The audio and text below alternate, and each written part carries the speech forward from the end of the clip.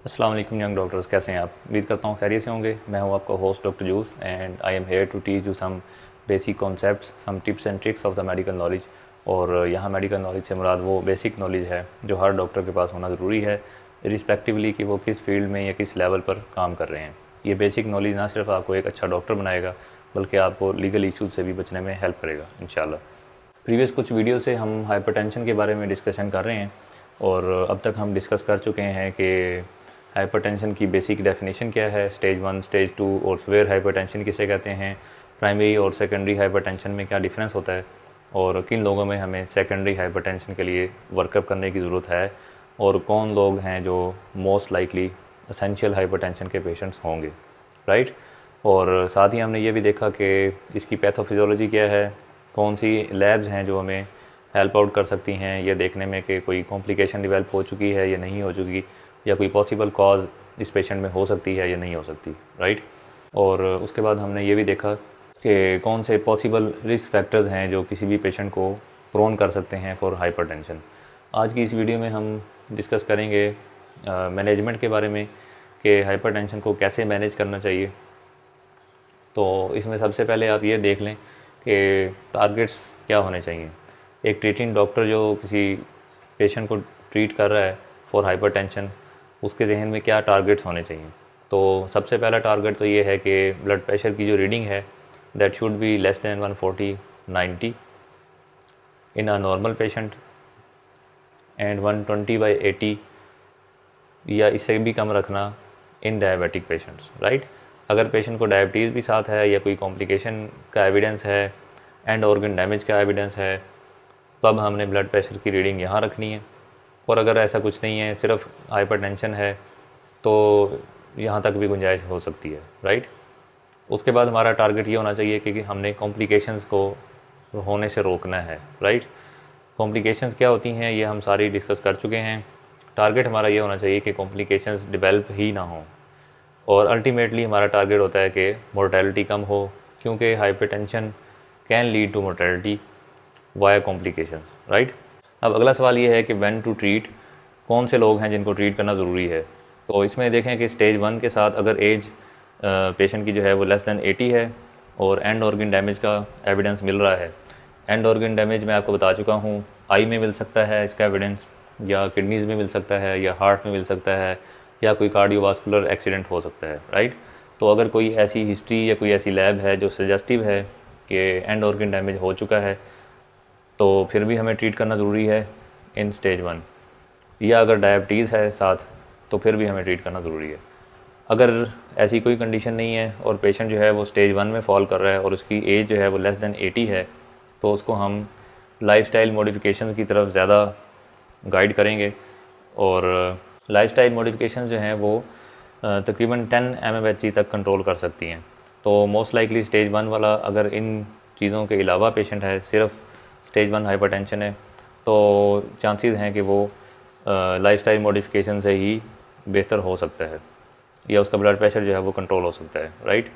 और स्टेज 2 में अगर फॉल कर रहा है, इरिस्पेक्टिवली कि उसकी एज क्या है और साथ कुछ है या नहीं है, उसको हमने स्ट्रेट वे ट्रीट करना ही करना है। अब हम देखते हैं कि लाइफस्टाइल मॉडिफिकेशन क्या क्या हैं।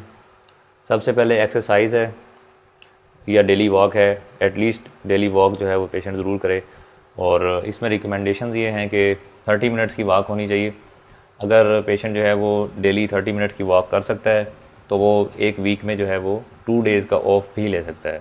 और अगर वो 30 मिनट की वॉक नहीं कर पा रहा, 20 मिनट की करता है या 15 मिनट की करता है, तो फिर डेली बेसिस पे वॉक करना ज़रूरी है, राइट। और इसी तरह BMI जो है यानी बॉडी मास इंडेक्स जो है वो 18 से 24 नॉर्मल होता है। तो इस पेशेंट को हमने कहना है कि आपका BMI जो है वो 18 से 24 के बीच में फॉल करना चाहिए। और जहाँ तक डाइट का ताल्लुक़ है, तो उसको लो साल्ट डाइट एडवाइस करनी है। और हाइपरटेंशन के लिए स्पेशल जो डाइट का पैटर्न है उसको हम डैश डाइट बोलते हैं, यानी dietary approaches to stop hypertension, right. इसमें क्या होता है कि इसमें वेजिटेबल्स का ज़्यादा रोल है, होल ग्रेन्स का ज़्यादा वेटेज है, लो फैट डाइट का ज़्यादा वेटेज है, और अगर मीट की बात करें तो फ़िश एंड पोल्ट्री वाला मीट जो है वो रिकमेंडेड होता है। और इसमें जो चीज़ें मना हैं वो रेड मीट है, स्वीट्स हैं, या कोई भी मीठी चीज़, और ड्रिंक्स जो हैं कोल्ड ड्रिंक्स, ये चीज़ें जो हैं वो बिल्कुल मना है डैश डाइट में। तो ये पैटर्न है टू कंट्रोल हाइपरटेंशन, राइट। इसको हम डैश डाइट बोलते हैं। तो आपने पेशेंट को ये एडवाइस करनी है कि आपने डैश डाइट के मुताबिक जो है वो अपना डेली लाइफ को सेट करना है। उसके बाद हम ये देखते हैं कि अगर आप पेशेंट को ट्रीट करना चाहते हैं तो किस तरह से आपने ट्रीट करना है। इसमें हम एग्जांपल ले लेते हैं कि एक पेशेंट आपके पास प्रेजेंट हुआ है और उसकी एज जो है वो 55 ईयर से कम है। तो उसमें फ़र्स्ट लाइन जो है वो आपके पास एस इनहिबिटर्स वर्सेस ARBs होंगी, और जो सेकंड लाइन है वो आपके पास कैल्शियम चैनल ब्लॉकर्स होंगी, राइट। उसके बाद जो आपके पास थर्ड ऑप्शन है वो थायराइड डायूरेटिक्स होंगे या इंडापेमाइड होगा, ये भी डायूरेटिक है।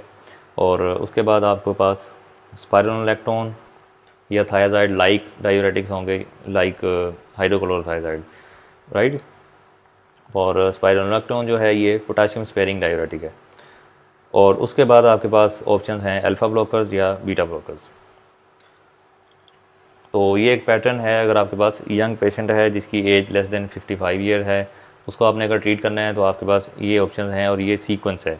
अगर उसकी एज मोर देन 55 है तो आपके पास कैल्शियम चैनल ब्लॉकर जो है वो फर्स्ट लाइन हो जाती है, और एस इनहिबिटर्स एंड ARB जो हैं वो सेकंड लाइन हो जाती हैं। तो ये आपस में स्विच हो जाती हैं डिपेंडिंग अपॉन द एज, और अगर एज लेस देन 55 है तो यही सीक्वेंस रहेगा। अब हम देखते हैं कि इनकी कॉमन एग्जांपल्स क्या हैं और आपको वो मार्केट में किस नाम से मिल सकती हैं। तो एस इनहिबिटर्स या ARB जो हैं वो एक ही ग्रुप इनको जो है वो एक ही ग्रुप समझा जाता है। तो इनमें थोड़ा सा डिफरेंस है, वो हम आगे चल के डिस्कस करेंगे।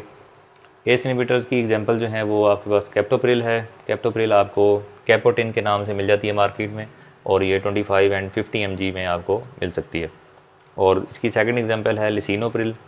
तो ये आपको लिस्प्रिल के नाम से टैबलेट मिल जाती है मार्केट में, और ये आपको 5 mg, 10 mg, 20 mg and 40 mg में मिल जाएगी। और इनकी डोजेज जो है वो OD डोज होती है। अगर आप किसी पेशेंट को एडवाइस करना चाहते हैं तो वो वंस अ डे लेगा, राइट। और इसी तरह ARB जो हैं उनकी एग्जांपल जो है वो कैंडी सार्टन है। कैंडी सार्टन आपको 4 mg, 8 mg, 16 एंड 32 mg में मिल जाएगी, और ये आपको कैंसार के नाम से मिलती है टैबलेट। और इसी तरह ARB की सेकंड एग्जांपल जो है वो वेलसार्टन है। वेलसार्टन जो है वो आपको वैलिड के नाम से टैबलेट मिलती है मार्केट में, और ये आपको 40, 80, 160 एंड 320 mg की स्ट्रेंथ में मिल जाएगी, राइट। और इसकी डोजेज भी OD डोजेज होती है। अगर आप किसी पेशेंट को एडवाइस करना चाहते हैं तो ये वंस अ डे लेगा, राइट। उसके बाद कैल्शियम चैनल ब्लॉकर है। उसकी एक मशहूर एग्जांपल जो है वो एम्लोडिपिन है। एम्लोडिपिन आपको एमोडिप या नॉर्वेस्क के नाम से मार्केट में मिलती है, और ये आपको 5 एंड 10 mg की फॉर्म में मिल जाएगी। और उसके बाद थायजाइड डायूरेटिक्स जो हैं उसकी एग्जांपल है हाइड्रोक्लोरोथायाजाइड, और ये आपको 12.5 mg, 25 mg एंड 50 mg की फॉर्म में मिल सकती हैं। और इसकी टैबलेट जो है वो डाईयूज़ा के नाम से आपको मार्केट में मिलेगी, और इसकी डोजेज जो है वो OD भी हो सकती है और BD भी आप सेट कर सकते हैं, राइट। लेकिन डायूरेटिक्स के बारे में ये बात नोट करने की है कि अगर आपने किसी पेशेंट को डायूरेटिक्स एडवाइस करने हैं तो आपने ये ख्याल रखना है कि आप उसको शाम के टाइम लेने को ना कहें। अदरवाइज़ ये होगा कि वो रात को फिर जो है वो बार बार यूरिनेशन के लिए उठता रहेगा, राइट। तो आपने ये ख्याल रखना है कि जब आपने डायूरेटिक विद कम्बिनेशन और सिंगल डायूरेटिक किसी भी फॉर्म में जब आपने एडवाइस करना है तो उसको या तो सुबह के टाइम दे दें या दोपहर के टाइम दे दें, उसके बाद ना दें, राइट। और इसी तरह इसका थर्ड ऑप्शन में आपके पास जो सेकंड थी वो इंडापेमाइड है। इंडापेमाइड जो है वो आपको नेट्रिलिक्स के नाम से टैबलेट मिलती है मार्केट में, और ये आपको नेट्रिलिक्स जो है 2.5 mg मिल जाएगी। और जो इसकी सस्टेंड रिलीज टैबलेट है जिसको हम नेट्रिलिक्स SR बोलते हैं, ये आपको 1.5 mg में मिल जाएगी, और इसकी डोजेज भी OD या BD आप सेट कर सकते हैं अकॉर्डिंग टू नीड। उसके बाद स्पाइरोनोलैक्टोन है। ये पोटाशियम स्पेयरिंग डायूरेटिक है। अगर पेशेंट का पोटाशियम जो है वो आपको अलाउ करता है तो आप ये भी ऐड कर सकते हैं। अदरवाइज़ अगर उसका पोटाशियम जो है वो 4.5 या इसके अराउंड है तो बेहतर है कि आप पोटाशियम स्पेयरिंग ना दें, क्योंकि वो हाइपरक्लीमिया में जा सकता है। तो उस कंडीशन में आप इसको थायराइड लाइक या इंडापेमाइड जो है वो एडवाइस कर सकते हैं। उसके बाद आपके पास ऑप्शन हैं alpha blocker and beta blocker. तो अल्फ़ा ब्लॉकर की एग्जांपल जो है वो डोक्साज़ोसिन है। डोक्साज़ोसिन जो है वो आपको 1, 2 एंड 4 mg की स्ट्रेंथ में मिल जाएगी, और इसकी टैबलेट जो है वो कार्ड्यूरा के नाम से आपको मार्केट में मिलती है। और उसके बाद ऑप्शन है बीटा ब्लॉकर। तो बीटा ब्लॉकर की एग्जांपल आपको मीटोप्रोलोल मिल जाएगी मार्केट में 25, 50, 100 एंड 200 mg। की स्ट्रेंथ में, और ये टैबलेट जो है वो मिरोल के नाम से आपको मार्केट में मिल जाएगी। That's how you can treat a patient of hypertension, कि आपने उसको फर्स्ट लाइन क्या देनी है, सेकंड लाइन क्या देनी है, थर्ड, फोर्थ और फिफ्थ पे आपके पास क्या क्या ऑप्शंस हैं। आप इन ड्रग्स को जो है वो, इन ड्रग्स को देने का तरीका ये है कि आप एक ड्रग शुरू करें और उसको मैक्सिमम डोज तक लेके जाएं, और उसके बाद आप उसको सेकंड ड्रग शुरू करें। और स्टेप वाइज अप्रोच का मतलब ये भी है कि आप अगर एक ड्रग से रिस्पॉन्स नहीं मिल रहा तो आप सेकंड ड्रग को ऐड ऑन कर सकते हैं, राइट। एस इनहिबिटर के साथ आप कैल्शियम चैनल भी दे सकते हैं, और इसके साथ आप डायूरेटिक्स भी दे सकते हैं। मार्केट में कम्बिनेशन फॉर्म में भी आती हैं ये सारी मेडिसिन, और डायूरेटिक जो है वो आप अलहदा से भी ऐड कर सकते हैं। अल्फ़ा ब्लॉकर, बीटा ब्लॉकर भी आप अलहदा से भी ऐड कर सकते हैं, राइट। ये मिल के कोई 4 से 5 ग्रुप्स बनते हैं, और आप पेशेंट को जो है वो 4 से 5 ग्रुप्स भी एडवाइस कर सकते हैं एट द सेम टाइम।